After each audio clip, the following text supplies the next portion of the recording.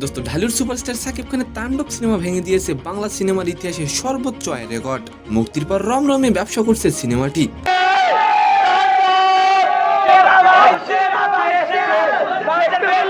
দোস্ত তাণ্ডব সিনেমাটি প্রথম দিনেই ভেঙে দিয়েছে অনেকগুলো রেকর্ড। 2024 সালের ঈদুল আজহায় মুক্তিপ্রাপ্ত দরদ সিনেমার রেকর্ডও ভেঙে দিয়েছে। মুক্তির প্রথম দিনে সর্বোচ্চ আয়ের রেকর্ডটি এখন তাণ্ডব সিনেমার দখলে। দোস্ত তাণ্ডব সিনেমাটি কি পারবে বাংলা ইতিহাসের সেরা সিনেমা হতে? অবশ্যই কমেন্ট করে যাবেন। দোস্ত পরিচালক রায়হান রাফি তার ফেসবুকে একটি পোস্ট করেছেন, যেখানে তিনি লিখেছেন, স্টার সিনেপ্লেক্সের আগামী 4 দিনে তাণ্ডবের সকল টিকিট সোল্ড আউট। শো বাড়ানোর অনুরোধ সিনেমা প্রেমিকদের। তাণ্ডব সিনেমাটি মুক্তির প্রথম দিনে মাল্টিপ্লেক্স থেকে আয় করেছে 36,74,000 টাকা। দোস্ত মাল্টিপ্লেক্স ও সিঙ্গেল স্ক্রিন মিলিয়ে তাণ্ডব মোট 139টি সিনেমা হল থেকে 132টি রেখেছে তার দখলে। তবে সংখ্যাটি বাড়তে পারে বলে আশাবাদী প্রযোজনা সংস্থা।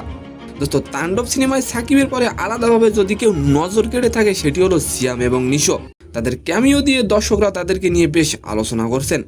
এখন সময়ই বলে দেবে তাণ্ডব কি হতে পারবে বাংলা সিনেমার সেরা সিনেমা হতে।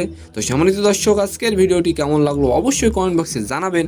আর ভিডিওটি যদি ভালো লাগে অবশ্যই একটি লাইক দিয়ে আমাদের চ্যানেলটিকে সাবস্ক্রাইব করে দিবেন। ধন্যবাদ।